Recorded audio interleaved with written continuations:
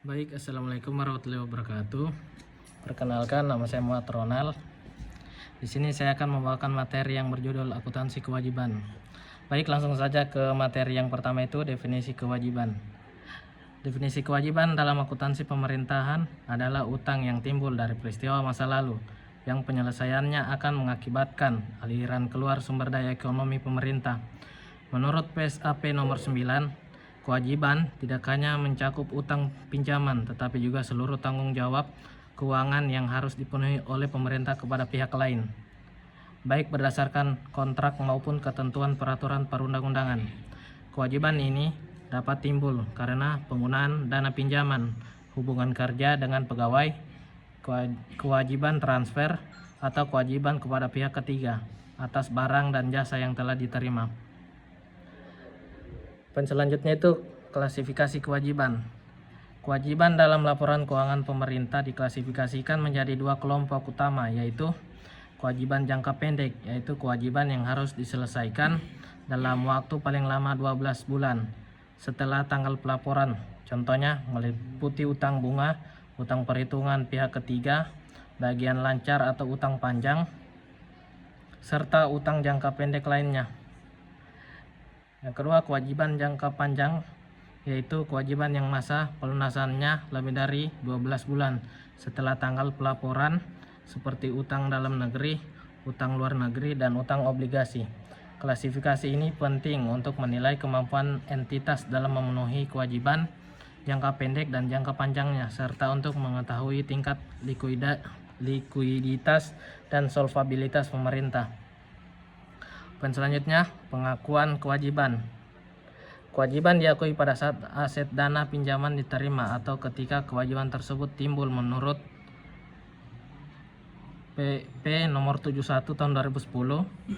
Pengakuan dilakukan apabila besar kemungkinan bahwa pengeluaran sumber daya ekonomi akan dilakukan untuk menyelesaikan kewajiban tersebut dan jumlahnya dapat diukur dengan andal. Kewajiban dapat timbul dari 4 sumber utama, yaitu transaksi dan pertukaran, transaksi tanpa pertukaran, kejadian yang berkaitan dengan pemerintah, dan kejadian yang diakui pemerintah. Dengan pengakuan yang tepat, laporan keuangan dapat mencerminkan tanggung jawab keuangan yang sesungguhnya dari pemerintah.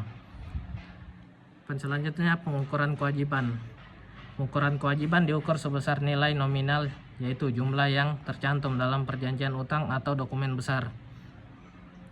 Untuk kewajiban dalam mata uang asing, pengukuran dilakukan dengan menjabarkan ke dalam rupiah berdasarkan kurs tengah bank Indonesia pada tanggal neraca.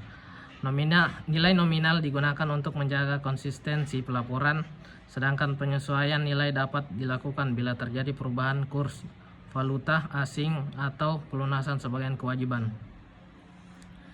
Selanjutnya, prosedur akuntansi kewajiban. Pencatatan akuntansi kewajiban dilakukan untuk mendukung penyusunan laporan realisasi anggaran atau LRA dan laporan operasional atau LO.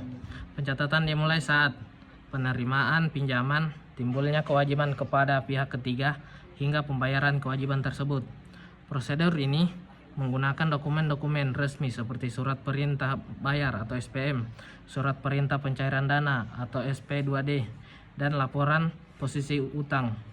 Kewajiban dicatat dengan prinsip saldo normal kredit, artinya kewajiban akan bertambah jika terjadi transaksi kredit dan berkurang apabila terjadi pelunasan. Prosedur yang sistematis memastikan laporan keuangan mencerminkan posisi kewajiban secara akurat dan dapat diaudit dengan baik. Poin yang terakhir itu pengungkapan kewajiban. Pengungkapan kewajiban dalam laporan keuangan dilakukan secara rinci melalui catatan atas laporan keuangan. Menurut PSAP nomor 9, pengungkapan mencakup informasi tentang jumlah saldo kewajiban jangka pendek dan jangka panjang, bunga pinjaman yang masih terutang, jadwal jatuh tempo, serta rincian restrukturisasi utang bila ada. Selain itu, daftar umur utang yang tingkat bunga pinjaman juga disajikan agar pengguna laporan keuangan dapat menilai posisi keuangan pemerintah secara transparan dan akuntabel. Pengungkapan yang memadai mendukung terciptanya laporan keuangan yang informatif, kredibel, dan dapat dipercaya oleh masyarakat. Baik, mungkin itu saja yang bisa saya sampaikan. Kesimpulannya, Akuntansi kewajiban merupakan bagian penting dalam laporan keuangan pemerintah karena mencerminkan tanggung jawab keuangan atas kegiatan masa lalu yang harus diselesaikan di masa mendatang. Penerapan PSAP nomor 9 menjadi pedoman dalam pengakuan, pengukuran, pencatatan, dan pengungkapan kewajiban agar laporan keuangan dapat menyajikan informasi yang relevan, andal, dan sesuai dengan prinsip akuntabilitas publik. Dengan penerapan akuntansi kewajiban yang baik, pemerintah dapat menunjukkan pengelolaan keuangan yang transparan, efisien, dan bertanggung jawab, sehingga meningkatkan kepercayaan masyarakat terhadap kinerja keuangan daerah maupun nasional. Mungkin itu saja yang bisa saya sampaikan. Kurang dan lebihnya mohon dimaafkan. Saya kira dan ucapan wabillahi taufiq wal hidayah. Wassalamualaikum warahmatullahi wabarakatuh.